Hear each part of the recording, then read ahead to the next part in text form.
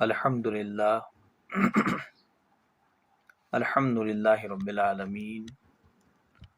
والصلاة والسلام علی سید الانبیاء والمرسلین وعلی آلہ واصحابہ اجمعین، اما بعد فاعوذ باللہ من الشیطان الرجیم، بسم اللہ الرحمن الرحیم۔ وَاضْرِبْ لَهُم مَّثَلَ الرَّجُلَيْنِ جَعَلْنَا لِأَحَدِهِمَا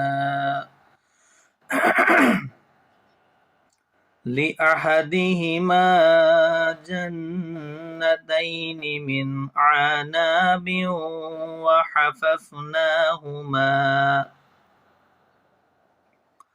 وحففناهما بنخل وجعلنا بينهما زرعا كلتا الجنتين آتت أكلها ولم تظلم منه شيئا وفجرنا خلالهما نهرا۔ صدق اللہ العظیم۔ معزز و مکرم ناظرین و ناظرات، السلام علیکم ورحمۃ اللہ وبرکاتہ۔ آپ کے سامنے سورۃ الکہف کا رکوع نمبر 3 زیر درس ہے، اور تبرکاً اس کی ابتدائی 2 آیات آپ کے سامنے تلاوت کی گئی۔ انشاءاللہ جو بقیہ آیات ہیں ان کی مختصر سی تفسیر آپ کے سامنے پیش کی جائے گی۔ یہ جو رکوع ہے اس میں 2 اشخاص جو ہیں ان کے متعلق روایات میں آیا ہے، یا تو ایک تمثیل ہے، اس تمثیل کے ذریعے سے ایک مومن اور ایک کافر کی ذہنیت جو ہوتی ہے وہ اس دنیا کو اور آخرت کے متعلق کیا نظریہ رکھتا ہے اس کو بیان کیا گیا ہے۔ تو روایت میں آیا ہے کہ یہ 2 افراد جن کا یہاں پر آپسی مکالمہ جو ہے وہ نقل کیا گیا ہے، یہ 2 بھائی تھے۔ بعض روایت میں آیا ہے کہ یہ ہمسایہ تھے، دوست تھے، بہرحال جو بھی کچھ ہے، لیکن جو مدعا اور مقصد ہے اس تمثیل کو، اس مثال کو دینے کا، اس کو پڑھنے کے بعد ہر شخص کو حاصل ہوتا ہے۔ اب ان میں سے ایک شخص ایسا تھا جسے اللہ تعالیٰ نے دنیا کی بے شمار نعمتوں سے نوازا تھا، اور وہ اپنی اس خوشحالی میں، اپنی دنیا داری میں اس قدر مگن تھا کہ اللہ کو بھولا بیٹھا تھا، آخرت کو کبھی یاد نہیں کرتا تھا، بلکہ آخرت کے متعلق اس کا یقین متزلزل تھا۔ اسے یہ یقین تھا کہ آخرت آئے گی نہیں، ہمیں دوبارہ کھڑا نہیں کیا جائے گا، اللہ کے سامنے ہمیں اپنا حساب و کتاب نہیں دینا ہے، اور وہ اللہ کی گویا کی نافرمانی کرنے لگا تھا، اور وہ یہ بھی سمجھتا تھا کہ جو کچھ بھی مجھے حاصل ہوا ہے یہ میری محنت ہے، یہ میری مشقت ہے، یہ میری قابلیت ہے، یہ میری صلاحیت ہے، یہ میری ذہانت و فطانت کا ثمر ہے۔ اور دوسری طرف سے جو دوسرا دوست اس کا تھا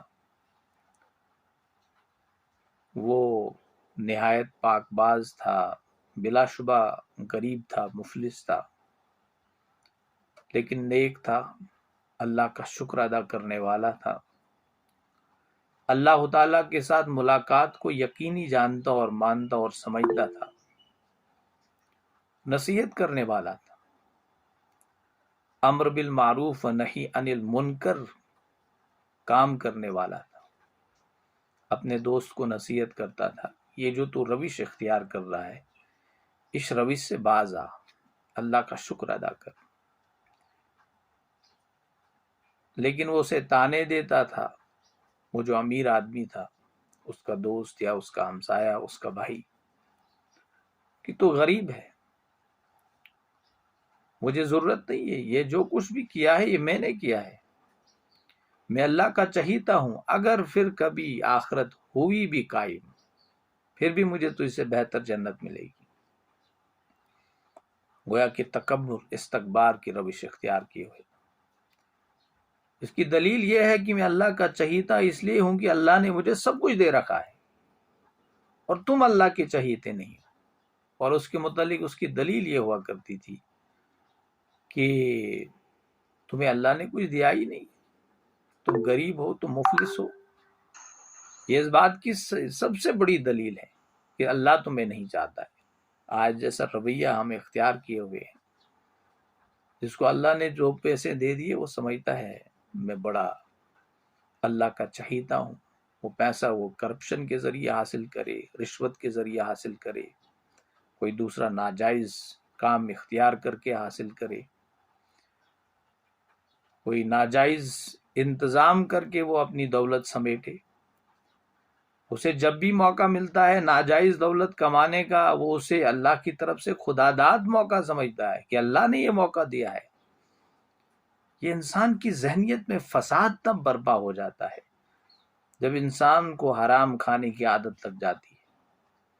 وہ سب کچھ سمجھنے کے لیے تیار رہتا ہے، سوچنے کے لیے۔ اللہ کے متعلق ایسے گمراہ خیالات اس کے ذہن میں گویا کہ وہ گھومتے رہتے ہیں کہ اللہ مجھے چاہنے والا ہے، اسی لیے اس نے مجھے خود جو ہے رشوت دینے کے لیے یہ آدمی خود وہاں سے بھیجا، یا چوری کرنے کا مجھے موقع ملا، یا مجھے کوئی چیز، کوئی فنڈز کو گبن کرنے کا موقع ملا، یا جھوٹ اور فریب اور دھوکہ دہی دینے کا جو ہے مجھے موقع ملا۔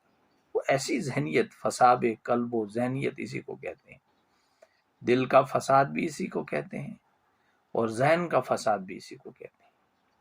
اور اس کی انتہا ہو جاتی ہے کہ جب انسان یہ کہتا ہے کہ وہ آخرت کا بھی منکر ہو جاتا ہے، کہ آخرت واخرت کچھ نہیں ہے۔ ایسی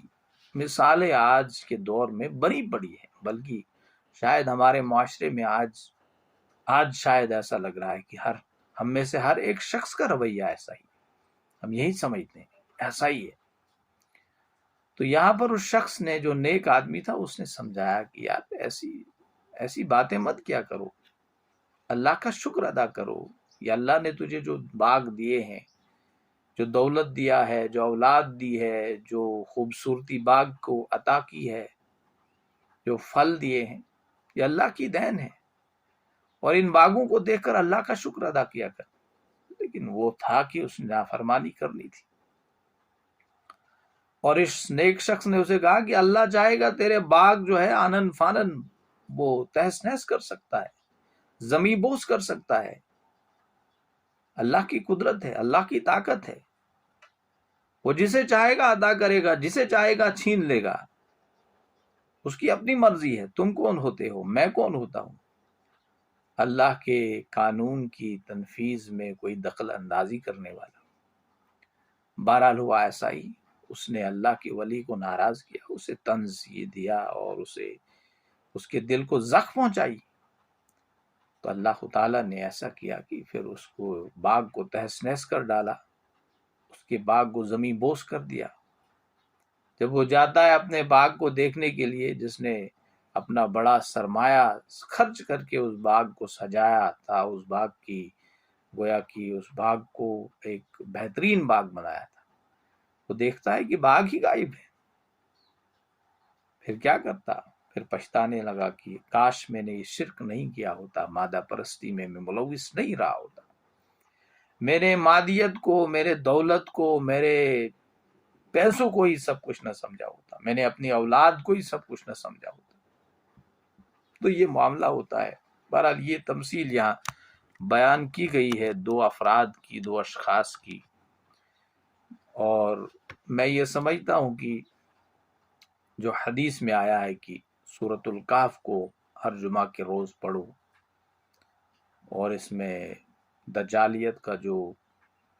گویا کہ پوسٹ مارٹم آپ کہیں گے، دجالی فتنہ کس نوعیت کیا ہوگا، اس کی پوری گویا کی جزیات جو ہیں وہ انسان اس سورۃ الکہف کو اگر بغور پڑھے تو وہ سمجھ سکتا ہے۔ دجالی فتنے کا ایک خاصہ ہوگا کہ دولت، دنیا پرستی، پیسے کا شرک، دولت کا شرک عام ہو جائے گا، قومیت کا شرک عام ہو جائے گا۔ اللہ تعالی انسانوں نے کچھ ایسی بے بنیاد چیزوں کو محبوب ٹھہرایا ہوگا جن کے لیے وہ اپنی جان دینے کے لیے حاضر ہوگا، جن کے لیے وہ اپنا سارا سرمایہ لگا دینے کے لیے حاضر ہوگا، جن کے لیے اپنی پوری صلاحیت، جن کے لیے اپنی پوری قابلیت، پورا ٹیلنٹ جو ہے وہ قربان کرنے کے لیے تیار ہو، ایون کہ اپنی جان دینے کے لیے بھی قربان ہوگا۔ لیکن وہ چیزیں، وہ اشیاء ایسی ہوں گی کہ بے بنیاد ہوں گی، ان کی کوئی حیثیت نہیں ہوگی۔ اللہ کی ذات کے بدلے انہوں نے دوسری چیزوں کو محبوب و مقرب ٹھہرایا ہوگا۔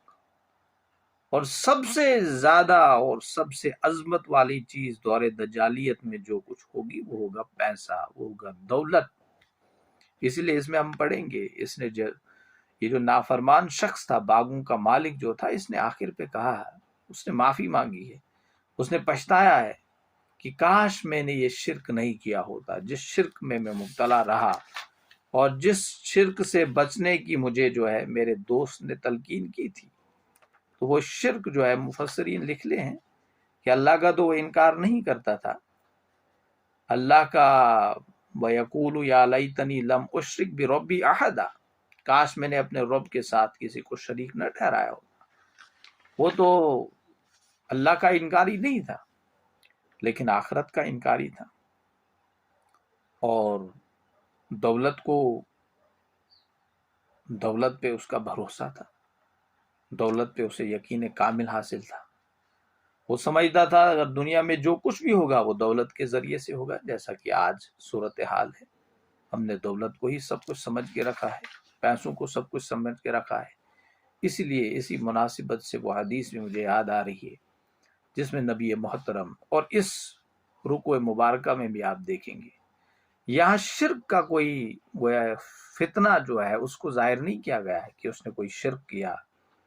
اور وہ اللہ کے ساتھ دوسرے معبودوں کو شریک ٹھہراتا تھا، بتوں کی پوجا کرتا تھا وغیرہ وغیرہ۔ نہیں، اللہ کو ماننے والا آدمی تھا لیکن شرک پھر بھی کیا۔ اور اس حدیث کی اسی رکوع کی مناسبت سے اب حدیث سنیے، نبی رحمت صلی اللہ علیہ وسلم نے فرمایا کہ مجھے آخری دور جب آئے گا، گویا کہ دور دجالیت جب ہوگا، مجھے اپنی امت سے شرک میں مبتلا ہونے کا خطرہ نہیں ہے، مجھے یہ خوف و خطر نہیں، حالانکہ شرک جو ہے سب سے بڑا ظلم ہے، اور اللہ تعالیٰ دیگر تمام گناہوں کو معاف کر دیں گے لیکن شرک جیسے گناہ کو معاف نہیں کرے گا۔ لیکن رسول رحمت صلی اللہ علیہ وسلم فرماتے ہیں کہ مجھے اپنی امت سے شرک میں ملوث و مبتلا ہونے کا خطرہ قطعاً نہیں، جتنا کہ مجھے یہ خطرہ محسوس ہوتا ہے کہ وہ دولت کے پجاری بن جائیں، وہ دولت کو ہی سب کچھ سمجھنے لگ جائیں، وہ دولت کی تحصیل کے لیے ساری اخلاق اور جو مذہب کی حدود و قیود ہیں ان کو پھلانگ دیں گے، دولت کے پیچھے لگیں گے، گویا کہ دولت کا شرک کریں گے۔ انہوں نے اللہ کے ساتھ دولت کو گویا کہ شریک، مجھے یہ سب سے بڑا خطرہ معلوم ہوتا ہے۔ اور آج دور دجالیت میں آپ دیکھ رہے ہیں کہ یہی خطرہ ہے سب سے بڑا، پوری دنیا جو ہے اس دولت کے پیچھے لگی ہوئی ہے،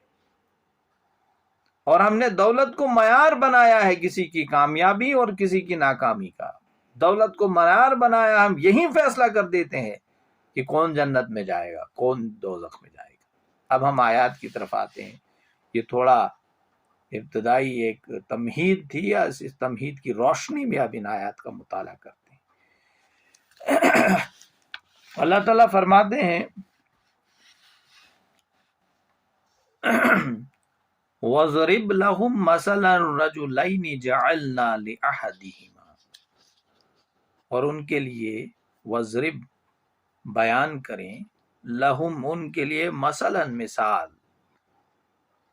رجلینی دو آدمیوں کی مثال ان کے لیے ایک بیان کیجئے،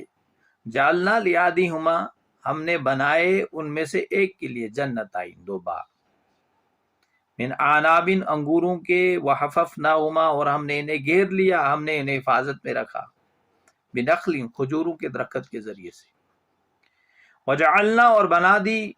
بینہما ان کے درمیان، زرع کھیتی، اور ان کے درمیان کھیتی رکھی۔ تو اللہ تعالیٰ فرماتے ہیں کہ نبی اکرم صلی اللہ علیہ وسلم آپ بیان کیجئے ان کے لیے دو اشخاص کی مثال، دو لوگوں کی مثال، دو دوستوں کی مثال، دو ہمسایوں کی مثال۔ ان میں سے ایک کو ہم نے دیے تھے دو باغ انگوروں کے، من اعناب، اور ان دونوں کو وحففناہما بنخل، اور ان دونوں باغوں کو ہم نے گھیر کے رکھا تھا کھجوروں کے درختوں کی باڑ سے، تاکہ جو انگوروں کا باغ ہے وہ حفاظت میں رکھے، کیونکہ کھجوروں کے جو درخت ہوتے ہیں وہ کافی وہ ریزسٹنٹ ہوتے ہیں، وہ مقابلہ کرتے ہیں انفیوریبل کنڈیشنز کا،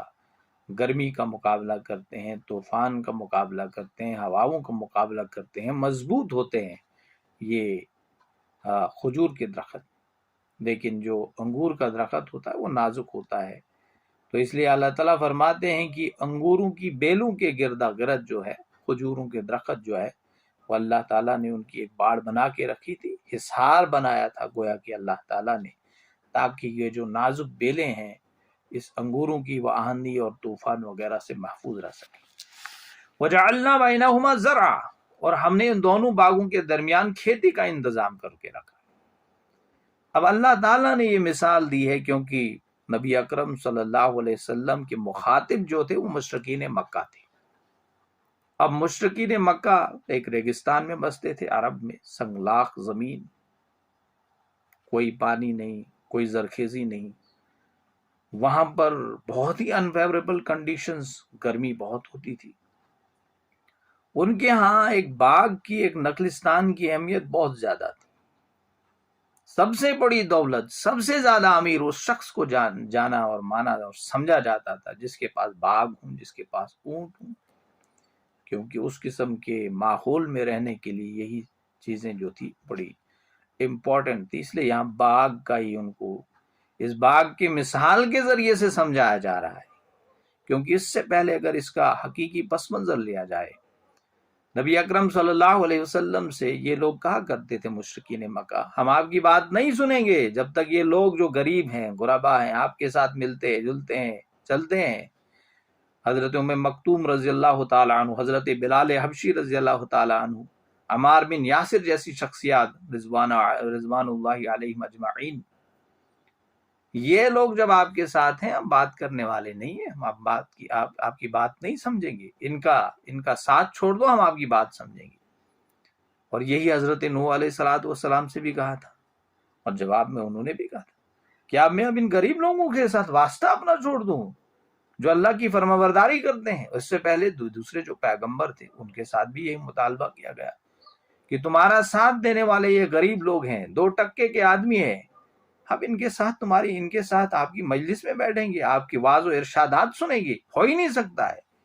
ان کو نکال دو، ہم آپ کی بات سنیں گے۔ اب اسی مناسبت سے ان کو یہ مثال اور یہ واقعہ سنایا جا رہا ہے کہ دیکھیے اللہ کے ہاں کون معزز ہے، دنیا کی دولت کے اس سے آپ لوگوں کو مت تولیں۔ اللہ کے ہاں معزز وہ ہے جو آخرت پہ یقین رکھتا ہے، جو اللہ کا پسندیدہ بندہ ہے، جو اللہ کا شکر گزار بندہ ہے،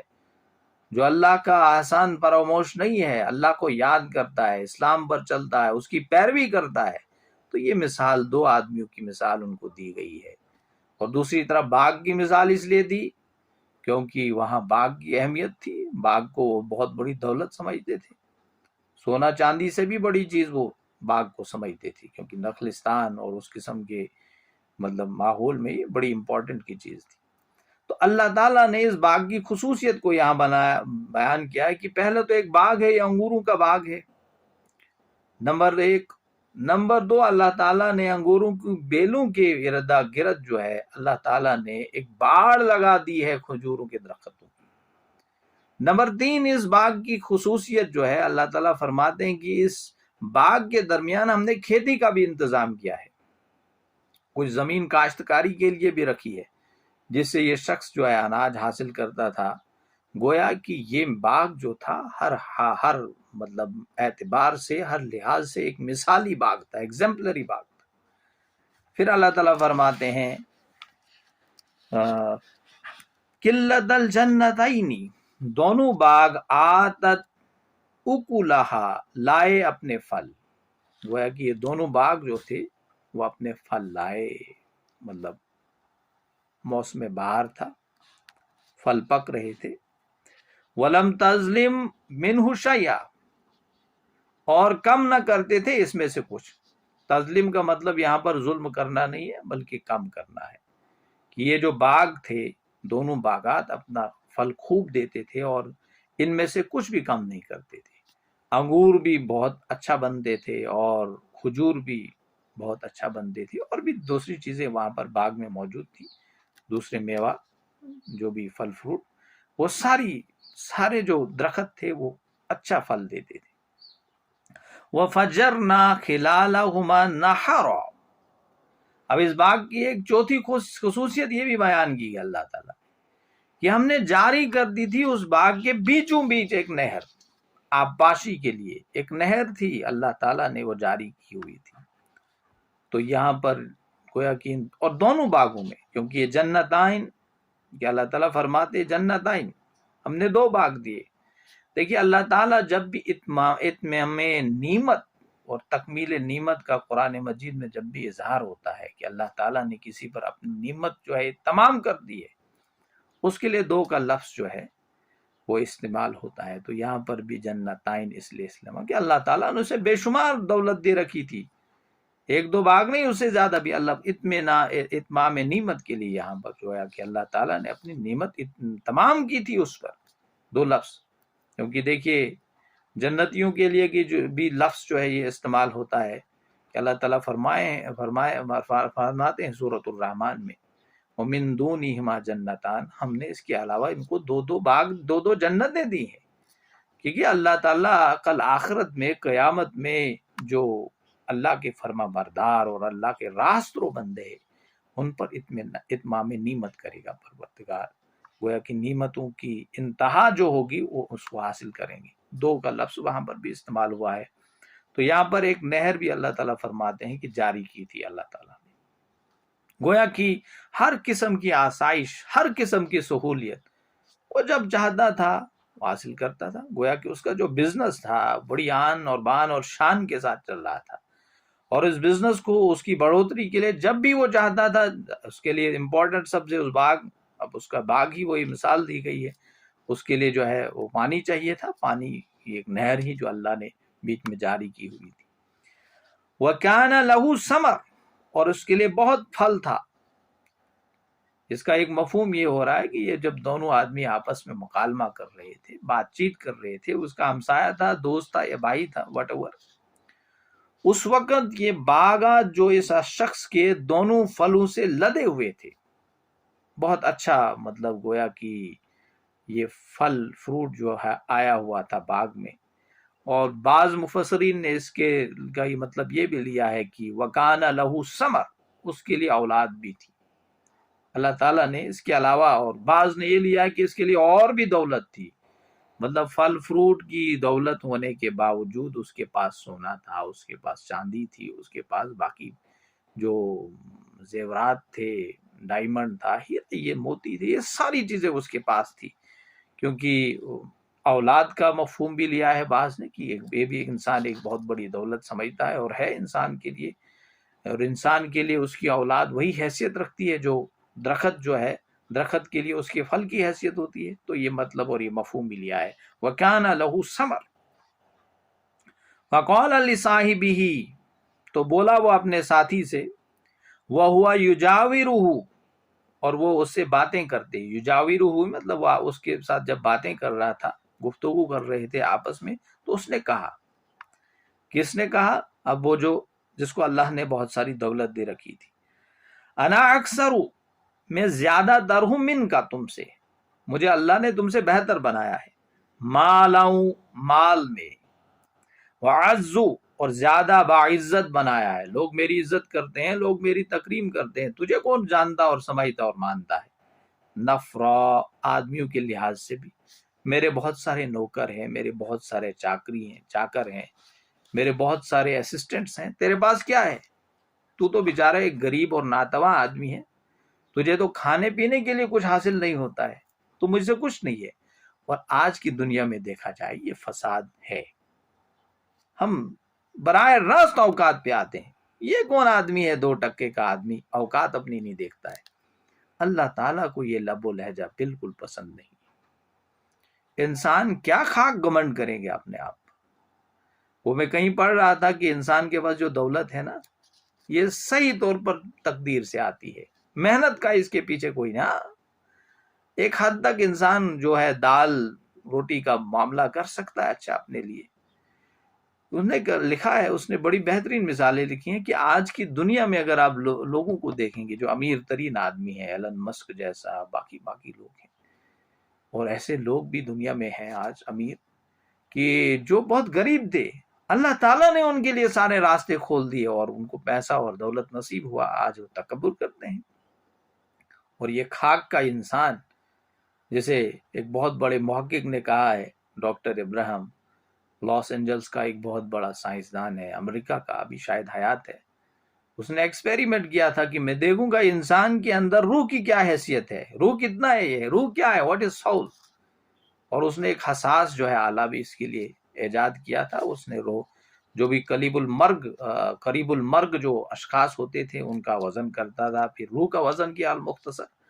اس نے دیکھا کہ انسانی روح کا وزن جو ہے 22 گرام ہے، اس نے دیکھا، اس کی تحقیق ہے، ابھی اس کی مطلب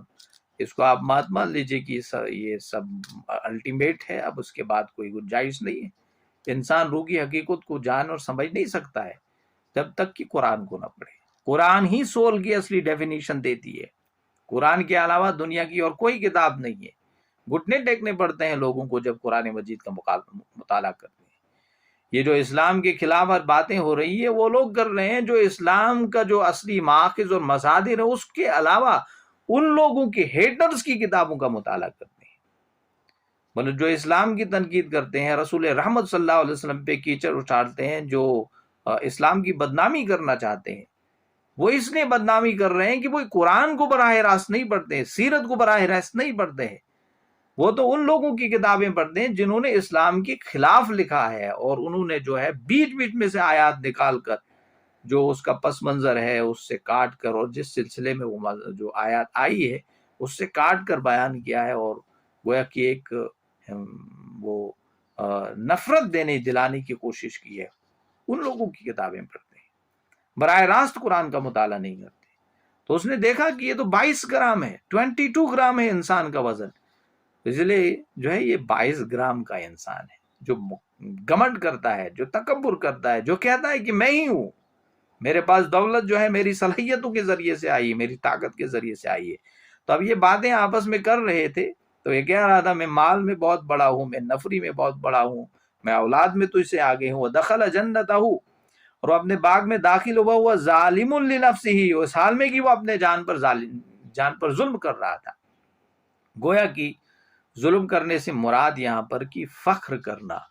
گھمنڈ کرنا، تکبر کرنا۔ دیکھیے اب یہ شرک، ان الشرک لظلم عظیم، شرک ایک بہت بڑا ظلم ہے، اللہ کے ساتھ دوسری چیزوں کو شریک ٹھہرانا ظلم ہے۔ اور یہاں پر فرمایا ہے کہ وَهُوَ ظَالِمٌ لِنَفْسِهِ، اب یہ اللہ کے ساتھ کسی کو شریک نہیں ٹھہرا رہا تھا، یہاں پر کیا کر رہا تھا؟ یہ گھمنڈ کر رہا تھا، تکبر کر رہا تھا۔ اسی لیے تکبر کرنا، گھمنڈ کرنا، یہ بھی شرک کی ایک پہلو ہے شرک کا، یہ شرک ہے، اور اس شرک میں آج پوری دنیا مبتلا ہو چکی ہے۔ وَهُوَ ظَالِمٌ لِنَفْسِهِ، یہ بڑا امپورٹنٹ نقطہ ہے یہاں پر، کہ وہ اس حال میں کہ اپنی جان پر ظلم کر رہا تھا۔ گویا کی دولت پر، عزت پر، جاہ و حشمت پر، اولاد پر فخر اور گمنڈ اور تکبر اور استکبار کر رہا تھا، کبریائی کا اعلان کر رہا تھا کہ مجھے سب کچھ ہے، میں یہ ہوں، میں وہ ہوں۔ آج یہ بڑی عادت ہے، شیخی بخارنا، ہم شیخی کرتے ہیں، اپنی تعریف خود کرتے ہیں، اللہ کو بھول جاتے ہیں۔ اس لیے اس سے پہلے والی آیت جو ہے اس میں بھی اللہ تعالیٰ نے جو ہے تلقین کی ہے نبی اکرم صلی اللہ علیہ وسلم، جب بھی کوئی کام کرنا ہوگا انشاءاللہ پڑھو۔ یہاں پر بھی ایک شخص اسے تلقین کرتا ہے کہ تمہارا کچھ نہیں ہے، تم جو اپنا گھمنڈ اور تکبر میں اپنی عزت اور وہ وغیرہ اس کا اظہار کرتے ہو، قال ما اظن ان تبید هذه ابدا۔ اب یہ دیکھیے کتنا اس کی فساد قلب و نظر کا معاملہ کس حد تک چلے گیا تھا۔ اب یہ کہہ رہا ہے شخص کہ میں نہیں سمجھتا ہوں یہ باغ کبھی برباد ہوگا، یہ میں نے جو بڑا امپائر، بزنس امپائر کا بنایا، بڑی بڑی کمپنیز بنائی ہے، بڑی بڑی فیکٹریز اور ملز میری جو ہے پوری دنیا اور پورے ملک میں پھیلی ہوئی ہے، مجھے نہیں لگتا ہے کہ یہ کبھی ختم ہوگی۔ یہ گاڑیاں جو میری ہے، یہ بڑے بڑے ٹریکٹرز ہیں، بڑی بڑے فلاں ہے، یہ کبھی ان پہ کبھی زوال آئے گا؟ انسان ایسا کہتا ہے۔ اس لیے تو انسان مرنے کے قریب بھی ہوتا ہے، توبہ نصیب نہیں ہوتی ہے۔ توبہ کہاں سے نصیب ہوگی جب اسے یہ یقین پہلے ہوتا ہے کہ مجھے مرنا ہے ہی نہیں۔ حالانکہ ایک طرف سے تو وہ اس حقیقت کو سمجھتا ہے کہ مجھے بھی موت آئے گی، یہ مانتا ہے، اس حقیقت سے انکار نہیں ہوتا ہے، لیکن یہ بات اس کے دل میں بیٹھ گئی ہوتی ہے کہ مجھے موت نہیں آنی ہے، ابھی میں بہت سارے لمحات دنیا میں گزاروں گا، اس لیے مرتے دم تک دنیا کے پیچھے لگا رہتا ہے۔ نماز اسے یاد نہیں، روزہ اسے یاد نہیں، آخرت اسے یاد نہیں، جیسے کہ آج ہمارا معاملہ ہے۔ ہم کہاں اسلام کی بات کرتے ہیں؟ کس مجلس میں ہم نے اسلام کی بات کی؟ جب بھی فکر ہوتی ہے دنیا کی، جب بھی فکر ہوتی ہے دولت کی، ہمیں یاد رکھنا چاہیے اللہ ہمیں نہیں چھوڑے گا، ایک ایک پائی کا حساب کتاب لے گا، اور دنیا میں ہم اپنے آپ کو مظلوم گردانتے ہیں، اسلام کے ساتھ ظلم کرتے ہیں، اور یہ ہوا وہ ظالم لنفسی، اپنے ساتھ ظلم کرتے ہیں، پھر کہتے ہیں ہم مظلوم ہیں۔ ہم مظلوم ہیں،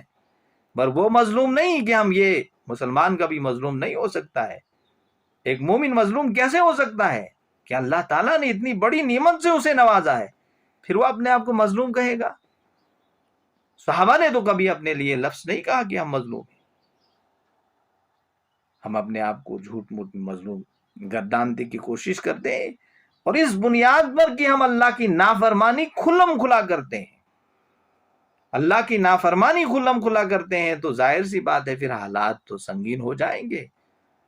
لیکن ٹس سے مس نہیں ہوتا۔ اسی لیے سورۃ الکہف کا مطالعہ امپورٹنٹ ہے۔ یہ جو میں نے پچھلی بار درس دیا تھا اس میں بھی یہ میں عرض کر چکا ہوں کہ دیکھیے سورۃ الکہف کا درس کیوں ضروری ہے، یہ مطالعہ کیوں ضروری ہے آج کے دور میں، آخری دور میں۔ ہر وقت تو مطالعہ تو ہمیں کرنا چاہیے، لیکن جمعہ کے روز، اور اس میں جو دجالیت کے مظہر ہیں اس کو کھول کھول کے بیان کیا گیا ہے۔ اگر ذرا اس پہ غور کریں گے، یہ دوسرا مظہر یہاں پر بیان کیا جا رہا ہے۔ اس سے پہلے وہ تھا کہ حالات سنگین ہوں گے، ایمان کی حفاظت کرنا مشکل ہو جائے گا، پھر کون سا راستہ آپ نے اختیار کرنا ہے، اور پھر وہ اصحاب کہف کا جو عظیمت والا معاملہ ہے، وہ پہلو جو ہے اس کو نمایاں کیا گیا ہے۔ انہوں نے کیا کہا اس وقت، اس کے ذریعے سے بتایا گیا ہے کہ دور دجالیت میں ایسا ہوگا، تمہیں کیا کرنا ہے، ہمیں تلقین کی گئی ہے۔ یہ دوسرا نقطہ یہاں پر بیان کیا گیا ہے کہ دولت کا فتنہ ہوگا،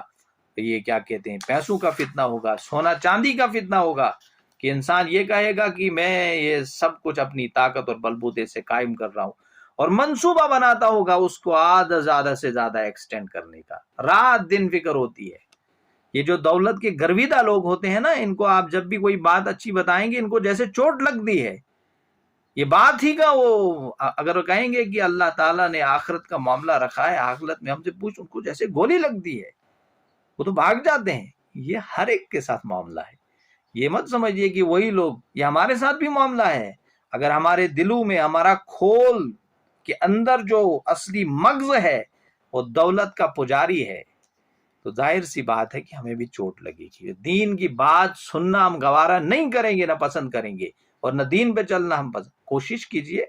اللہ تعالیٰ نے ہمیں کوشش کے مطابق ہمیں آزماتا ہے۔ تو یہ تھی کچھ آیات، انشاءاللہ کل اس کے بعد جو ہے مزید جو ہے جو بقیہ آیات ہیں ان کی مختصر سی تفسیر جو ہے، دیکھیے سورۃ الکہف جو ہے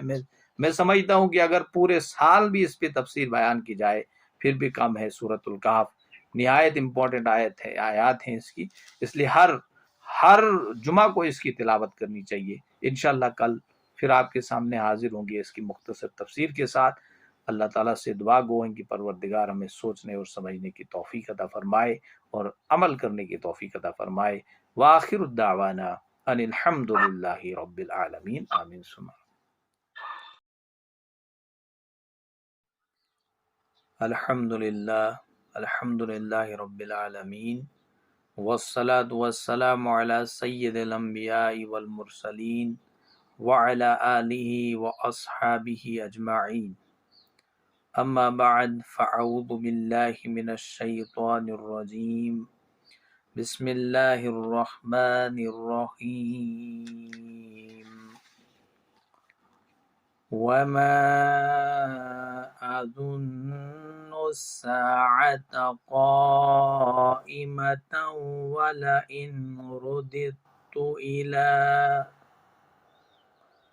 ولئن رددت إلى ربي لأجدن خيرا منها منقلبا قال له صاحبه وهو يحاوره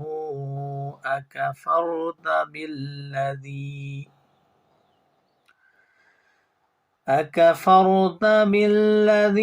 خلقك من تراب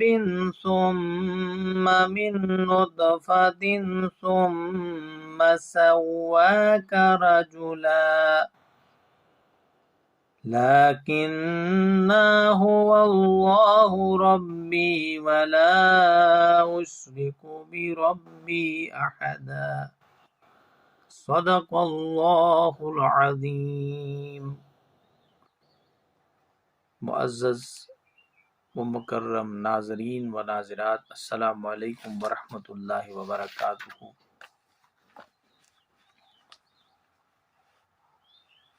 آپ کے سامنے آیت نمبر 36 اور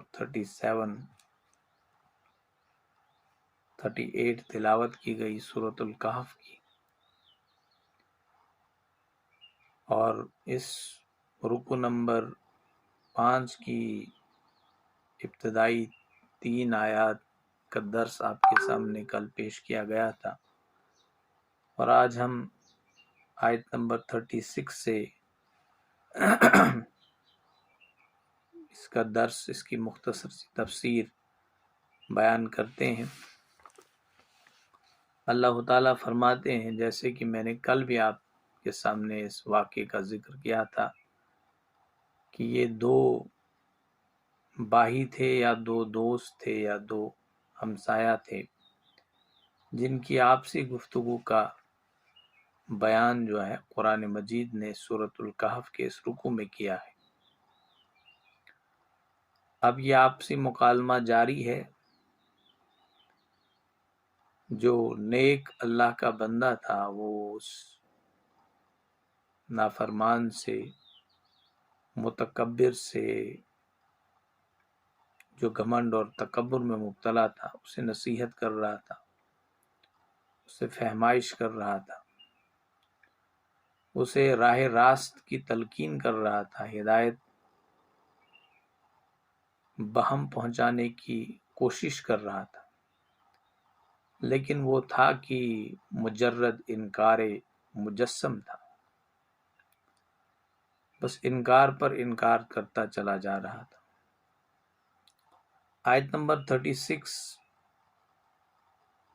اور اس سے پہلے آیت نمبر 35 جو ہے، جس میں آیا ہے کہ قَالَ مَا أَظُنُّ أَن تَبِيدَ هَٰذِهِ أَبَدًا، جو یہ کافر تھا، جو بد اعمال کرنے والا شخص تھا، جب بھی یہ اپنی باغ میں داخل ہوتا تو وہ کہا کرتا تھا کہ میں یہ گمان نہیں کرتا ہوں کہ میرا باغ جو ہے یہ کبھی زوال پذیر ہو، اس پہ کبھی کوئی زوال طاری ہو سکتا ہے، میں یہ کبھی گمان نہیں کر سکتا ہوں، یہ کبھی اس پہ بربادی جو ہے وہ آ سکتی ہے۔ یا اس پر کسی قسم کا خطرہ لاحق ہو سکتا ہے۔ وما اظن الساعۃ قائمہ، اور میں یہ گمان نہیں کرتا ہوں کہ قیامت قائم ہونے والی ہے۔ یہ قیامت وغیرہ کی باتیں جو ہیں یہ سب ڈھکوسلا ہے، یہ سب خالی خلی باتیں ہیں۔ میں نہیں سمجھتا ہوں کہ ایسا کوئی واقعہ حقیقت میں رونما ہونے والا ہے۔ وَلَئِنْ رُدِدتُّ إِلَىٰ رَبِّي، پھر یہاں تک کہتا تھا، یہ اس انتہا تک پہنچ چکا تھا کہ پھر اگر کبھی، وَلَئِنْ اور کبھی، رُدِدتُّ میں لوٹا دیا گیا، إِلَىٰ رَبِّي اپنے رب کی طرف، لَأَجِدَنَّ میں ضرور پاؤں گا، خَيْرًا مِّنْهَا بہتر اس سے، منقلبا اس سے بہتر لوٹنے کی جگہ۔ گویا کہ یہ جو گنہگار شخص تھا، کافر آدمی تھا، یہ اس نیک آدمی سے کہتا تھا کہ اگر پھر کبھی آخرت قائم ہو بھی گئی جیسا کہ تم کہہ رہے، فی الحال تو میں مانتا نہیں کہ آخرت کوئی معاملہ ہوگا، ایسا کوئی واقعہ ہوگا، میں تو اس کا انکار کرتا ہوں، میرے گمان میں بھی یہ بات نہیں ہے کہ آخرت ہوگی۔ پھر اگر ہو بھی گئی کبھی آخرت واقعہ تو مجھے تم سے زیادہ بہتر جگہ ملے گی، اور یہ جنت وغیرہ یہ جو باغ مجھے یہاں پر حاصل، اس سے بہتر باغات مجھے وہاں حاصل ہوں۔ تو ان دو آیات میں جو ہے نا، مومن اور کافر کا جو نقطہ نظر ہے دنیا کو دیکھنے کا، یا ان کی جو ذہنیت ہے دنیا کے حوالے سے، اس کے فرق کو نمایاں کیا گیا ہے کہ کافر کس نگاہ سے اس دنیا کو دیکھتا ہے اور مومن کس نگاہ سے اس دنیا کو دیکھتا ہے۔ اب کافر کے نزدیک یہ ہے کہ اس دنیا کی ٹھاٹ باٹ جو ہے، اس دنیا کو کروفر جو ہے، اس دنیا کی دولت کی فراوانی جو ہے، یہی اصل میں زندگی ہے، اور اس دنیا میں وہ جیتا ہے یا مرتا ہے صرف اس دنیا کے لیے، اس دولت کے لیے، اس منصب کے لیے، اور وہ دولت کو، پیسے کو، مال کو ہی عزت کا معیار سمجھتا ہے۔ اور عند اللہ آخرت میں بھی وہ اسی کو کامیابی کی ضمانت گردانتا ہے، یا آخرت میں بھی کامیابی جو ہے وہ اسی دولت کی بنیاد پر حاصل ہوگی۔ کوئی شخص اگر آخرت میں ناکام ہوگا، فی الحال تو وہ آخرت کے واقعہ ہونے کو تسلیم نہیں کرتا، اس کا ایمان اس معاملے میں نہیں ہوتا ہے، لیکن پھر بھی اگر چلو مان لیتے ہیں تمہاری بات جو تم کہہ رہے ہو، اگر پھر بھی آخرت واقعہ ہو جائے گی تو آخرت میں جو کوئی فیصلہ ہونے والا ہے وہ بھی اسی دولت کی بنیاد پر ہوگا، اس دنیا میں مال و دولت اور جاہ و حشمت کی بنیاد پر ہوگا۔ اور ہم اکثر ایسا کہتے ہیں، وہ اس سے کہتا تھا کہ اگر میں اللہ کا چہیتا بندہ نہیں ہوتا ہے تو یہ دنیا کی دولت مجھے پھر کیوں حاصل ہوتی؟ تم اگر اللہ کے چہیتے ہوتے، تم اللہ کے محبوب ہوتے، تو تمہیں دنیا کی دولت تو نصیب ہونی چاہیے تھی کم از کم، یہ مصیبت والی زندگی سے تمہیں گزرنا نہیں پڑتا۔ اور یہ ہمارا نقطہ نظر ہے، آج اکثریت کا نقطہ نظر یہی ہے، ہم یہی سمجھتے ہیں کہ فلاں کے پاس دولت ہے، یار ایسے ہی اللہ نہیں دیتا ہے، اللہ کوئی چیز دیکھ کے دیتا ہے۔ گویا کہ ہمارا نقطہ نظر اس دنیا کو دیکھنے کا جو ہے وہ غلط ہے، قرآن تو کچھ اور کہتا ہے۔ یہ نقطہ نظر جس کی آج اکثریت جو ہے شکار ہو چکی ہے، اور ہم کہتے ہیں کہ اللہ دیکھ کے دیتا ہے مال و دولت، ایسے نہیں اللہ نے کسی کو جو ہے منسٹر بنا لیا، ایسے نہیں اللہ تعالیٰ نے کسی کو بہت بڑی بڑی عمارتیں جو ہیں سود اور حرام خوری کے ذریعے سے جو ہے حاصل کی ہوئی دولت کے ذریعے سے بنانے کی توفیق دی ہے۔ ہمیں معلوم ہوتا ہے کہ یہ شخص غلط راستے پہ چل رہا ہے، کرپشن کر رہا ہے، اسمگلنگ کر رہا ہے، سود کھا رہا ہے، سود لے رہا ہے، جو بھی کوئی حرام اور ناجائز طور طریقے ہیں وہ اختیار کر رہا ہے دولت کو حاصل کرنے کے لیے، ہمیں یہ معلوم ہوتا ہے، لیکن اس کے باوجود شیطان وسوسہ یہ ڈالتا ہے اور ہم یہ سوچنے پر مجبور ہوتے ہیں کہ اللہ تعالیٰ کا یہ بڑا چہیتا ہے، اللہ نے اسے ایسی دولت نہیں دی ہے، اللہ نے جاہو حشمت اور منصب جو ہے ایسے نہیں دیا ہے، کچھ دیکھ کے اللہ دیتا ہے۔ یہ نقطہ نظر،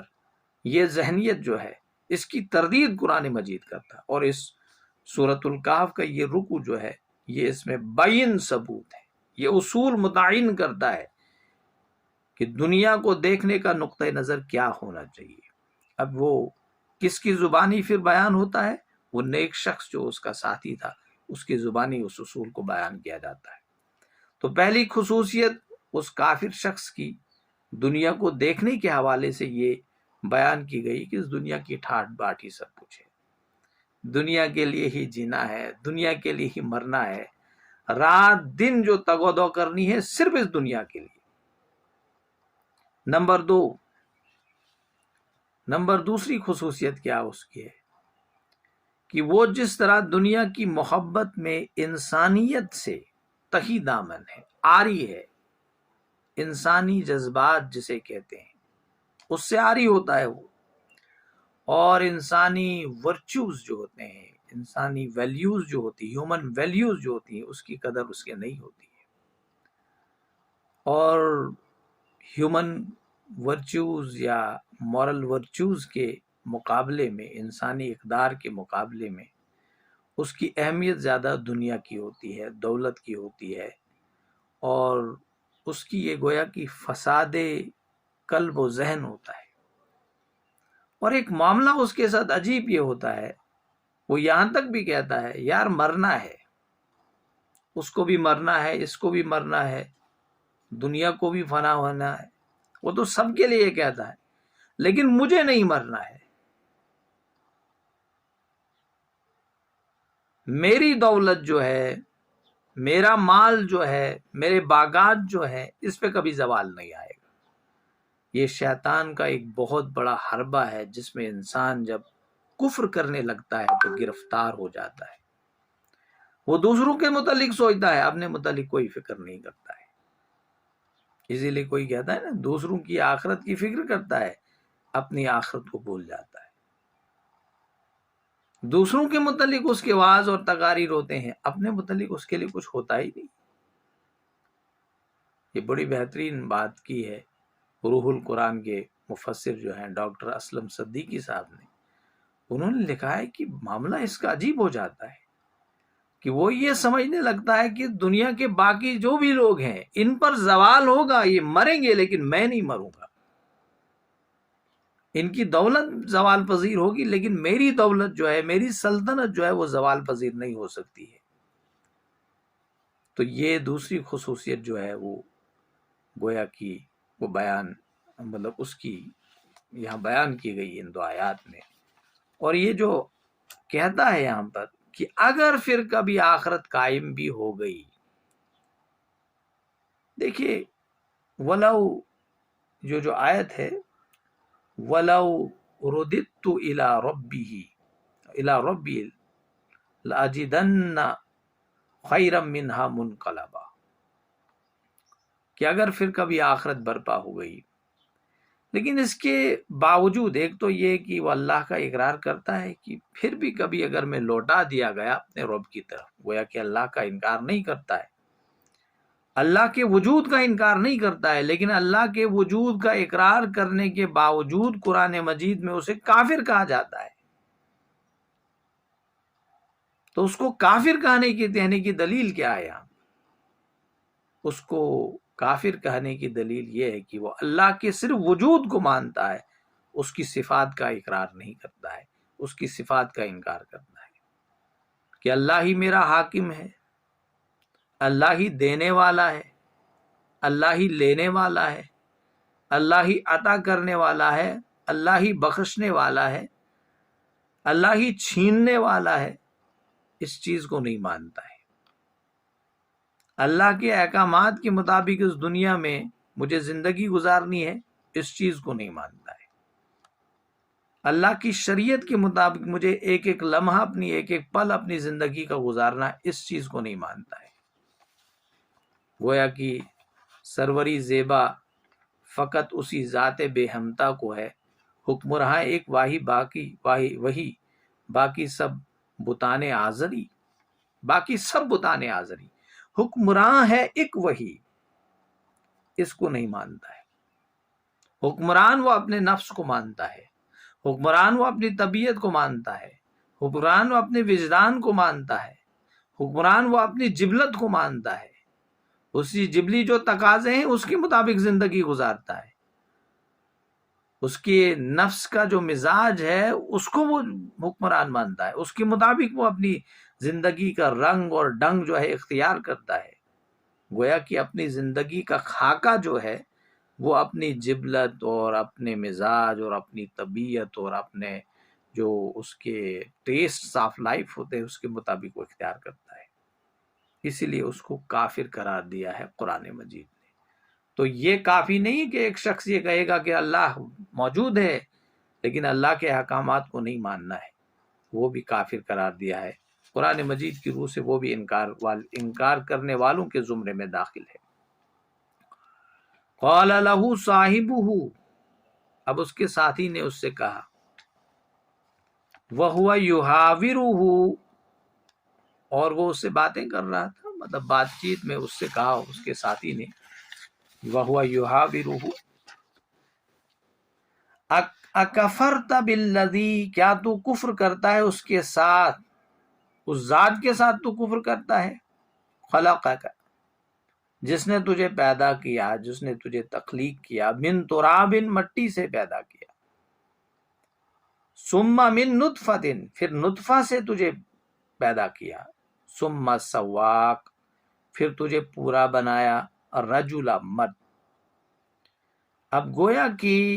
یہ جو کافر شخص ہے یہ اپنی حیثیت اور اپنی حقیقت اس دنیا میں کھو بیٹھا تھا، یا اپنی شخصیت کو دنیا میں گم کیے ہوئے تھا، لیکن جو مومن شخص تھا وہ اپنی شخصیت کو برقرار رکھے ہوئے تھا، وہ اللہ کا اقرار ہر معاملے میں کر رہا تھا۔ اب وہ اسے نصیحت کر رہا ہے کہ یار تو کیا اس ذات کا انکار کر رہا ہے جس نے تجھے پیدا کیا، جس نے تجھے صحیح سلامت انسان بنایا، اور جس نے تجھے مٹی سے پیدا کیا، جس نے تجھے گندے پانی کے بوند سے، جس کو پھر اللہ نے خون کی شکل میں، خون کے لوثڑے میں تبدیل کیا، پھر اس سے پورا جسم جو ہے اس میں وہ تبدیل ہو گیا، پھر اللہ تعالیٰ نے تیری نوک پلک درست کر کے تجھے ایک حسین مرد جو ہے وہ بنا دیا، تو اس کا انکار کرتا ہے۔ گویا کہ انسان کو یہاں پر وہ اس شخص کو، وہ نیک بندہ جو ہے اپنی حقیقت پر غور کرنے کی دعوت دیتا ہے۔ اس لیے یہاں سے ایک دعوت کا نقطہ بھی نکلتا ہے، جب بھی کسی کو دعوت دی جائے تو یہ بنیادی چیز ہمیں نہیں بھولنی چاہیے کہ انسان کو ہمیشہ اپنی حقیقت پر غور کرنے کی دعوت دینی چاہیے، کہ اپنی حقیقت پہ غور کر، تجھے کس نے پیدا کیا، تجھے کس نے عزت بخشی، تجھے کون یہ لمحات زندگی، یہ دنیا کی زندگی کے پل جو ہے وہ موقع دے رہا ہے گزارنے کا۔ تو انسان کو اپنی حیثیت پر غور کرنے کی دعوت دینا جو ہے یہ بھی دعوت کا ایک پہلو ہے۔ اس کے بعد اسے فرمایا جا رہا ہے لَٰكِنَّ هُوَ اللَّهُ رَبِّي وَلَا أُشْرِكُ بِرَبِّي أَحَدًا۔ اب یہ نیک آدمی کہتا ہے، یہ نیک آدمی جو ہے اپنا نقطۂ نظر بیان کر رہا ہے، لیکن میں تو مانتا ہوں اللہ میرا رب ہے اور میں اپنے رب کے ساتھ کسی کو نہیں شریک ٹھہرا۔ اب وہ شخص جو تھا، جو بد شخص تھا، جو کافر شخص تھا، وہ تو اپنے شکم کا بنا ہوا تھا، اپنے معدے کا بندہ بنا ہوا تھا، اس کے جذبات اور اس کے عزائم جو ہے اپنے ذہن سے کم اور اس کے پیٹ سے زیادہ نکلتے تھے۔ وہ اپنے ذہن سے کم سوچتا تھا اور اپنے معدے سے زیادہ سوچتا تھا۔ یہ کافروں کی خصوصیت ہوتی ہے جو اللہ کے نافرمان بندے ہوتے ہیں وہ اپنی لذت سے سوچتے ہیں، غور و فکر کرتے ہیں، نہ کہ اپنے ذہن سے۔ اب یہ جو نیک بندہ ہے یہ اسے کہہ رہا ہے کہ وہ اللہ میرا رب ہے، میں اس کے وجود کا بھی ماننے والا ہوں، اس کی صفات کا بھی ماننے والا ہوں، اس کی وجود و صفات کا میں قائل ہوں، اور میں اس کے ساتھ کسی چیز کو شریک نہیں ٹھہراتا۔ میں نے کل بھی آپ کو یہ آپ کے سامنے بات کی تھی کہ دور دجالیت کی جو خصوصیات ہیں وہ خصوصیات اس شخص میں ساری موجود ہیں۔ اس دور دجالیت میں دولت کو جو امپورٹنس دی گئی ہے، جو اہمیت دی گئی ہے، آپ جب بھی جس سے بھی ملیں گے دولت کی بات ہوگی، دولت کے متعلق گفتگو ہوگی، دولت کے حصول کے متعلق مختلف طور طریقوں کے بارے میں باتیں ہوگی، لیکن آخرت میں کامیابی کے حصول کے متعلق کوئی گفت و شنید نہیں ہوگی۔ گویا کہ آخرت کو یکسر بھولا جائے گا، اور حالات دور دجالیت میں، دجال کے دور میں، یہ فتنہ دجالیت میں ایسے پیدا ہو جائیں گے کہ انسان کو مجبوراً ان چیزوں کے بارے میں سوچنا پڑے گا۔ انسان کو مجبور کر دیا جائے گا، اور یہ آزمائش کا سخت اور کٹھن مرحلہ ہوگا، اور انسان کو اس وقت اپنے آپ کو برقرار رکھنا ہے، کھڑے رکھنا ہے، صحیح سلامت اپنے ایمان اور عقیدے پر قائم رکھنا ہے، یہی اس کی کامیابی ہے۔ اسی لیے نبی اکرم صلی اللہ علیہ وسلم نے فرمایا ہے کہ اس سے پہلے جتنے بھی انبیاء اور رسول آئے ہیں ان میں سے کوئی ایسا نہیں گزرا جس نے اپنی امت کو فتنہ دجالیت سے باخبر نہ کیا ہو۔ میں بھی تمہیں اب فتنہ دجالیت سے باخبر کرتا ہوں۔ تو دجالی فتنہ ایسا ہوگا کہ ہر شخص کے سامنے معدے کی امپورٹنس، فوڈ کی امپورٹنس سب سے زیادہ واضح کر دی جائے گی۔ آج ہم اپنے بچوں کو تعلیم دیتے ہیں اس ڈر سے کہ کہیں وہ بھوک اور پیاس سے نہ مر جائے، انہیں بھوک اور پیاس کا معاملہ جو ہے سامنا نہ کرنا پڑے۔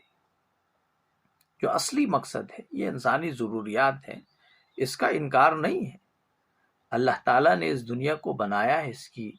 زینت اس کو مزین کیا ہے، اس کی زینت کو اختیار کرنے کے اللہ تعالیٰ نے ہمیں اختیارات دیے ہیں، اللہ نے ہمیں الاؤ کیا ہے حدود و قیود کے اندر، لیکن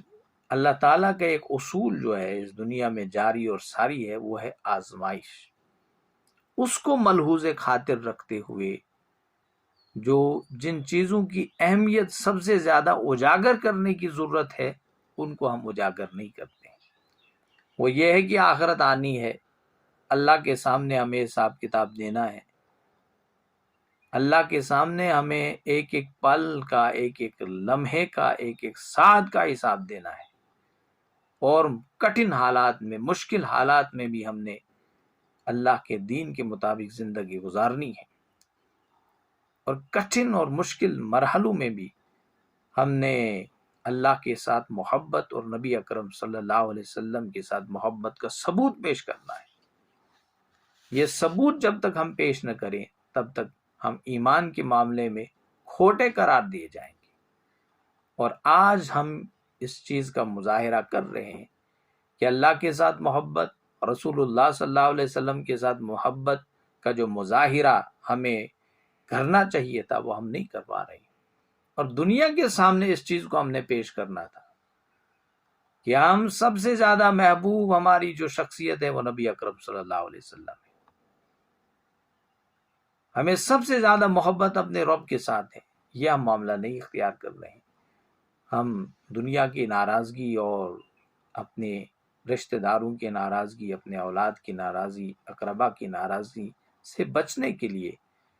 اپنی جن محبتوں جو متقاضی تھی ان کو ہم بھول جاتے ہیں۔ تو یہاں پر فرمایا جا رہا ہے کہ یہ بہرحال بات ضمناً آ گئی یہ جو نیک آدمی تھا اس نے کہا کہ میں شریک نہیں ٹھہراتا اللہ کے ساتھ کسی کو. وَلَوْلَا إِذَا دَخَلْتَ جَنَّتَكَ، اب جب تو اپنے باغ میں داخل ہوا، یہ جو صاحب آدمی تھا اس کا جو ساتھی تھا اسے کہتا ہے، اور ولولا، اور کیوں نہ،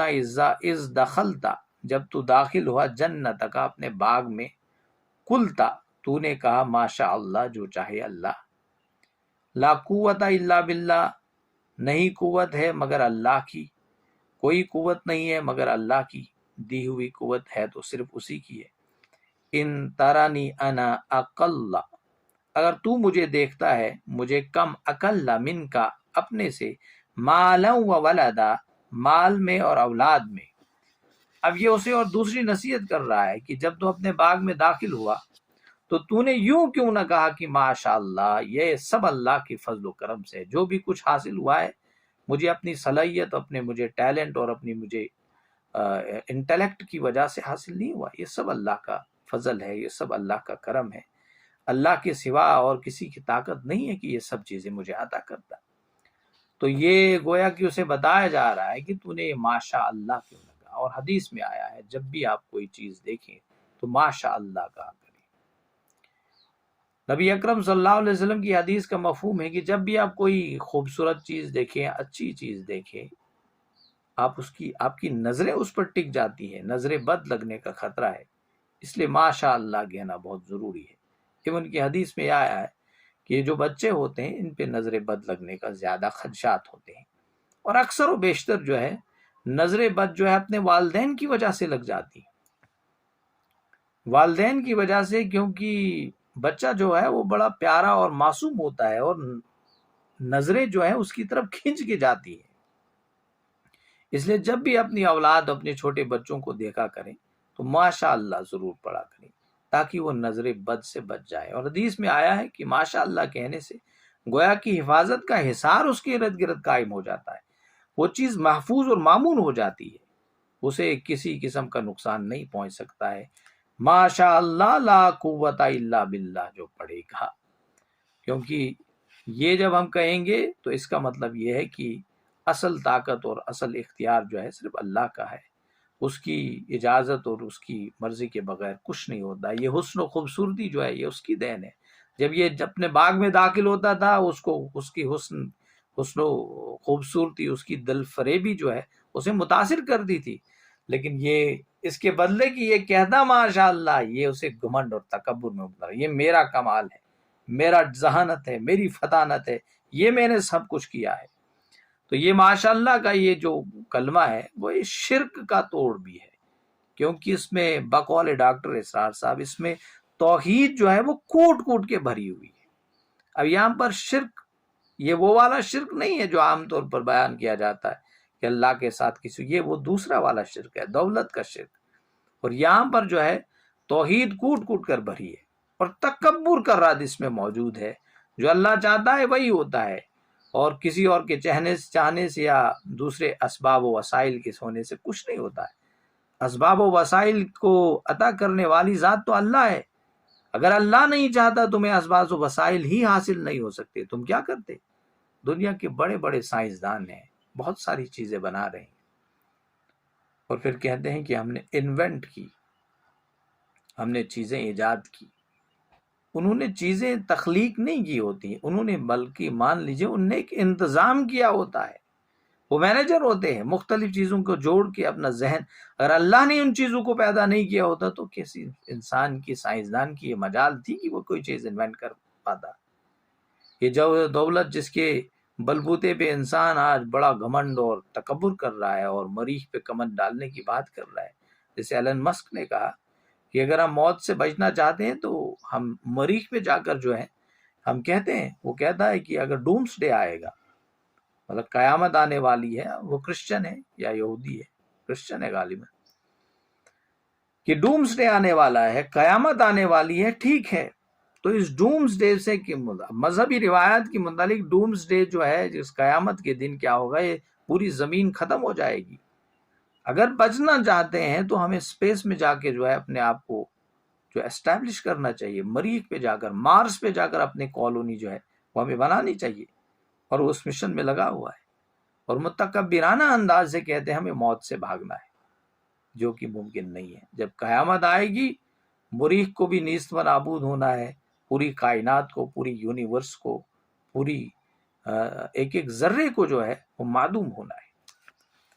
ان ترانی اناق اللہ من کا مالا ہوں و ولدا، اگر تو مجھے دیکھتا ہے میں تم سے مال اور اولاد میں کم ہوں، لیکن میں اللہ کے ساتھ کسی کو شریک نہیں ٹھہراتا۔ یہ نیک آدمی، نیک بخت آدمی اس بدبخت انسان سے کہتا ہے کہ میرا نقطہ نظر یہ ہے، فَعَسَى رَبِّي أَن يُؤْتِيَنِي خَيْرًا مِّن جَنَّتِكَ، تو امید ہے کہ میرا رب تیرے باغ سے بہتر باغ مجھے دے گا، کل آخرت میں تیرے باغ سے بہتر باغ مجھے دے گا اللہ تعالیٰ۔ مطلب تجھ سے زیادہ تجھے تو کچھ وہاں نوازا نہیں جائے گا، بلکہ مجھے وہاں پر نوازا جائے گا۔ وَيُرْسِلَ عَلَيْهَا عُصْبَانًا مِّنَ السَّمَاءِ، ہو سکتا ہے اللہ چاہے اور آسمان سے تیرے باغ پر کوئی چیز بھیج دے، کوئی آفت آسمان سے، فَتُصْبِحَ صَعِيدًا زَلَقًا، پھر ہو جائے تیرا باغ بڑے زبردست، گویا کہ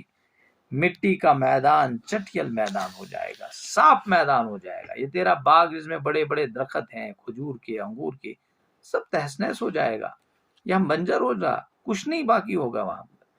گویا کہ یہ ممکن ہے، وہ نیک آدمیوں سے کہتا ہے یہ ممکن ہے جو تو کفر اور تکبر کی روش اختیار کے۔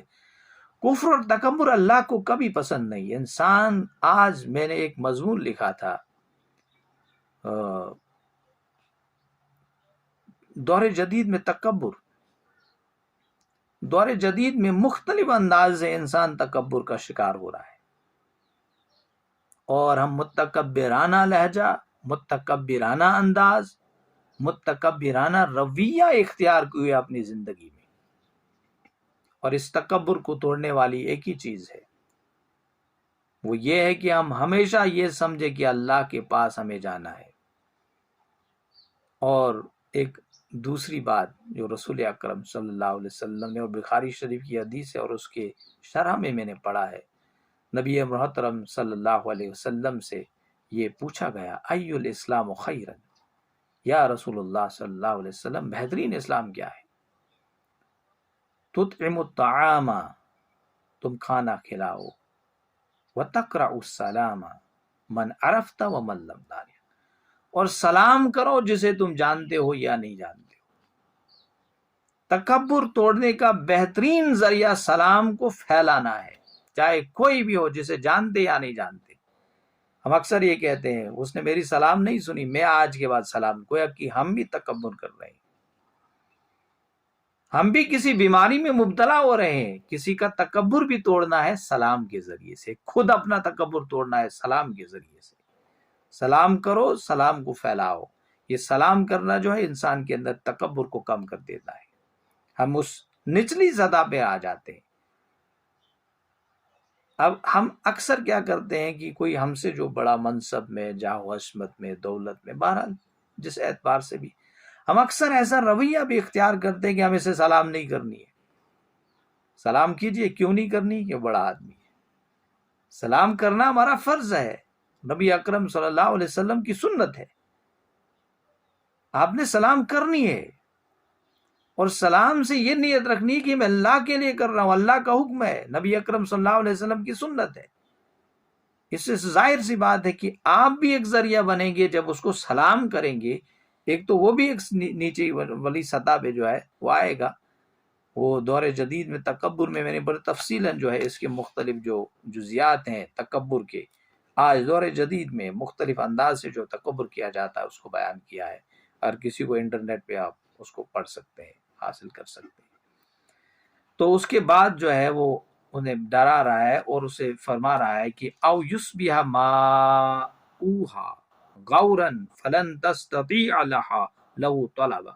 یا اس کا پانی گہرائی میں اتر جائے، پھر تم اس پانی کو کسی طرح حاصل نہ کر سکو، تمہارا بیگ جو ہے نیست و نابود ہو سکتا ہے جو تم تکبر اور غرور اختیار کیے ہوئے ہو،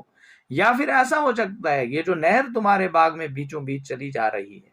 یہ نیچے چلے جائے گی، زمین جو ہے اس کو کھا لے گی، اور تمہیں جو ہے تمہارا باغ خشک ہو جائے گا، اور اس کے حکم سے اس کا زیر زمین جو ہے پانی جو ہے وہ سوکھ جائے گا. اس کا نتیجے میں جو تو نے آبپاشی کا نظام رکھا ہے وہ سب درہم برہم ہو جائے گا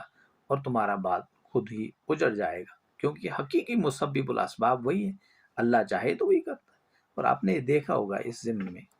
اللہ تعالیٰ نے دنیا میں بڑے لوگوں کو آنن فانن جو ہے نیست و نابود کر کے رکھا ہے. اور ایک دن وہ بادشاہ تھے، دوسرے دن وہ بخاری بن گئے. یہ اللہ کی شان ہے،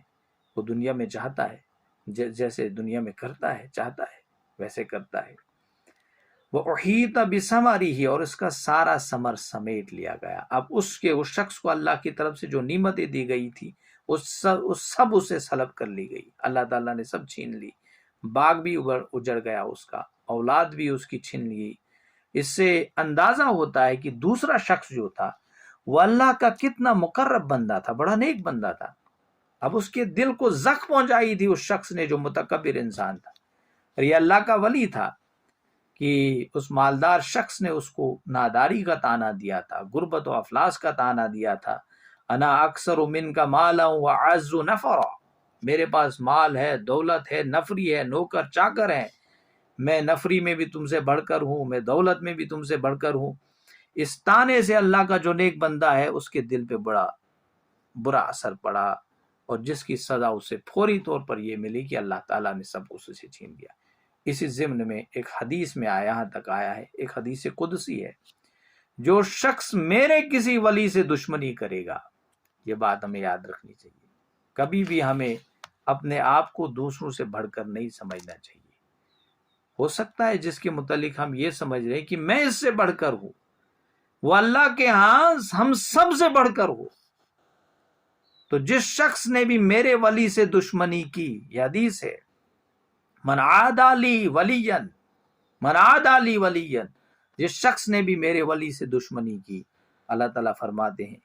فقد اذنتہ بالحرب، تو میری طرف سے اس کے خلاف اعلان جنگ ہے. یہ اعلان جنگ ہے اس کے خلاف اللہ کی طرف سے. تو جب بھی کسی صاحب دل ولی کو اس کے دل کو ٹھیس لگتی ہے تو اس کے بدلے میں اللہ تعالیٰ کی طرف سے پوری قوم پر گرفت آ جاتی ہے. فاصبح یقلب کفیہ علی ما انفق فیہا، پھر وہ ہاتھ ملتا رہ گیا اس پر جو کچھ اس میں خرچ کیا تھا.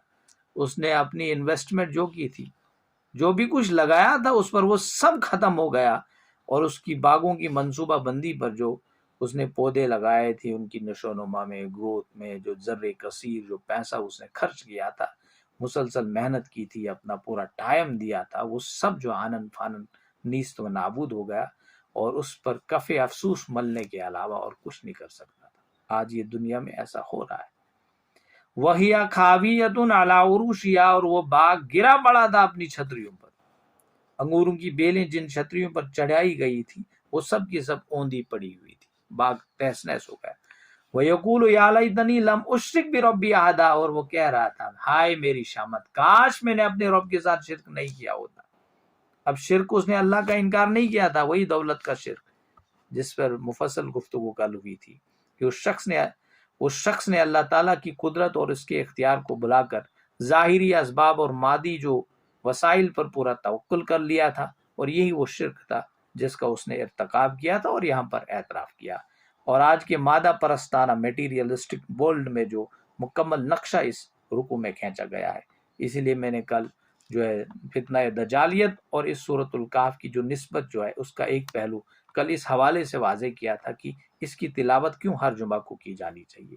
اور اس پہ میں سمجھتا ہوں کہ آج کے دور میں اگر ہم روحانی طور پر لوگوں کو بلندی پر لینا چاہتے ہیں، سورۃ الاعراف کو، سورۃ الکہف کو عام کیا جانا چاہیے، اس پر غور کرنے کی دعوت دی جانی چاہیے، اور غور و فکر کرنے کے بعد اس پہ بات اور گفتگو کی جانی چاہیے. وَلَمْ تَكُنْ لَهُ فِئَةٌ يَنْصُرُونَهُ مِنْ دُونِ اللَّهِ وَمَا كَانَ مُنْتَصِرًا، اور نہ ہوئی اس کے لیے کوئی جماعت جو اللہ کے مقابلے میں اس کی مدد کو آتی، اور نہ وہ خود ہی انتقام لینے والا بن سکتا. کیا کرتا اللہ کے سامنے؟ باغ اس کا تہس نہس ہو گیا، اس کی نوکر چاکر سب ختم ہو گئے، اس کی مدد کو کوئی چیز جو ہے وہ سامنے نہ آ سکی. ہنالکل ولا آیت للہ الحق، یہ تو تمام اختیار اللہ ہی کا ہے جو الحق ہے، وہ خیر ثوابا و خیر عقبا، وہی بہتر ہے انعام دینے میں، وہی بہتر ہے عاقبت کے اعتبار سے، انعام وہی بہتر ہے جو وہ بخشے، اور انجام وہی بخیر ہے جو وہ دکھائے۔ انسان خود سے کیا کچھ کرے وہ چیزیں اہمیت نہیں رکھتی ہے۔ اللہ تعالیٰ سے دعا کرتے ہیں کہ پروردگار سوچنے سمجھنے اور عمل کرنے کی توفیق عطا فرمائے۔ معذرت خواہ ہوں آج چند، کیونکہ یہ آیات تھوڑا کافی تھی، اس لیے وقت بھی لگا اور اہم رکوع بھی تھا، اس کے لیے معذرت طلب کرتا ہوں۔ السلام علیکم ورحمۃ اللہ وبرکاتہ۔